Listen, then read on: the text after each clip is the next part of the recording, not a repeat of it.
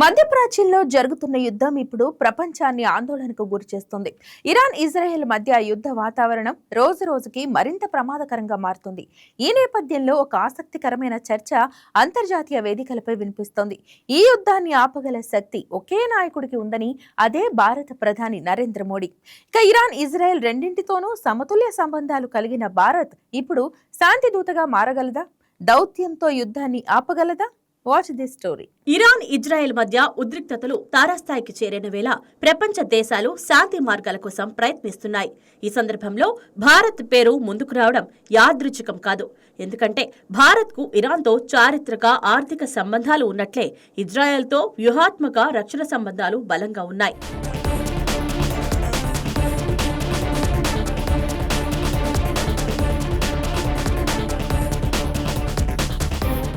ఇది భారత్ను ప్రత్యేక స్థానంలో నిలబెడుతోంది.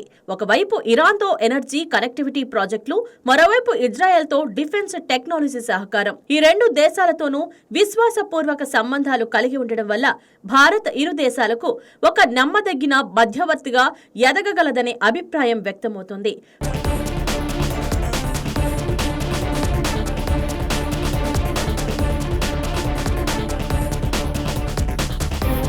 ప్రధాని నరేంద్ర మోడీ నాయకత్వంలోని భారత విదేశాంగ విధానం గత కొన్నేళ్లుగా మల్టీ అలైన్మెంట్ స్ట్రాటజీని అనుసరిస్తోంది.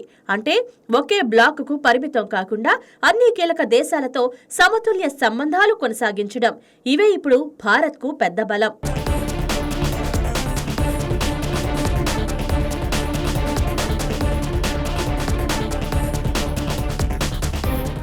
ఇప్పటికే గల్ఫ్ దేశాలు, యుఏఈ ప్రతినిధులు మోదీ దౌత్యపరమైన చొరవతో ఈ యుద్ధాన్ని తగ్గించవచ్చునని అభిప్రాయపడుతున్నారు. ఒక్క ఫోన్ కాల్తోనే ఉద్రిక్తతలను తగ్గించే సామర్థ్యం మోడీకి ఉంది అనే వ్యాఖ్యలు కూడా వినిపిస్తున్నాయి. ఇది కేవలం నాయకుడి వ్యక్తిగత ఇమేజ్ మాత్రమే కాదు, భారత్ అంతర్జాతీయంగా సంపాదించిన విశ్వాసానికి నిదర్శనం.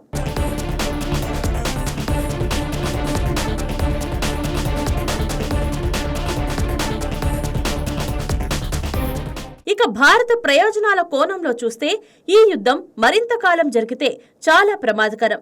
ప్రపంచ చమురు సరఫరాలో కీలకమైన హార్ముజ్ జలసంధి ప్రాంతం ఇరాన్ ప్రభావంలో ఉంది. ఈ మార్గం ద్వారా భారత్కు వచ్చే చమురు సరఫరా భారీగా ఉంటుంది. యుద్ధం పెరిగితే ఈ సరఫరా దెబ్బతింటుంది. దాని ప్రభావం నేరుగా భారత ఆర్థిక వ్యవస్థపై పడుతుంది.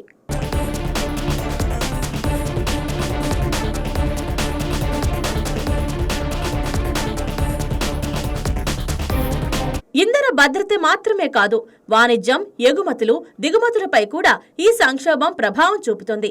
అంతర్జాతీయ మార్కెట్లో అస్థిరత పెరిగితే దాని ప్రభావం రూపాయి విలువ నుంచి ద్రవ్యోల్బణం వరకు కనిపిస్తుంది. అందుకే భారత్కు ఈ యుద్ధం ఆగడం అత్యవసరం.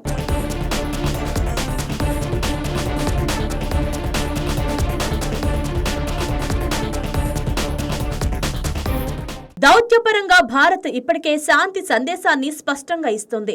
ఇరు వర్గాలు సంయమనం పాటించాలని, చర్చల ద్వారా సమస్యను పరిష్కరించుకోవాలని పిలుపునిస్తోంది. యుద్ధం మానవాళికి మంచిది కాదని, శాంతి మాత్రమే స్థిర పరిష్కారం అని భారత్ స్పష్టం చేస్తుంది. ఇక అంతర్జాతీయ వేదికలపై కూడా భారత్ కీలక పాత్ర పోషించగలదు. ఐక్యరాజ్య సమితి వంటి వేదికల్లో ఇతర దేశాలతో కలిసి ఒత్తిడి తెచ్చే అవకాశం ఉంది.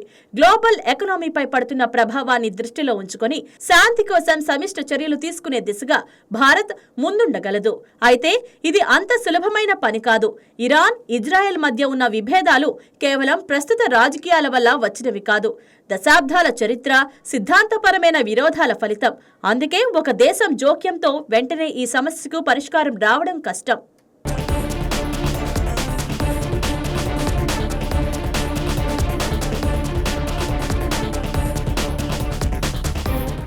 అయినా ఉద్రిక్తతలను తగ్గించడం, సంభాషణ వేదిక కల్పించడం, మధ్యవర్తిత్వానికి దారులు వేయడం వంటి దశల్లో భారత్ కీలక పాత్ర పోషించగలదు.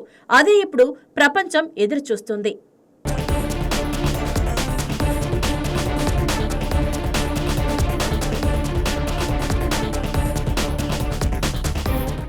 ఇరాన్ ఇజ్రాయెల్ యుద్ధం ఇప్పుడు ప్రపంచ శాంతికి పెద్ద సవాల్గా మారింది. ఈ సంక్షోభంలో భారత్ పాత్రపై ప్రపంచం చూపు సారించింది.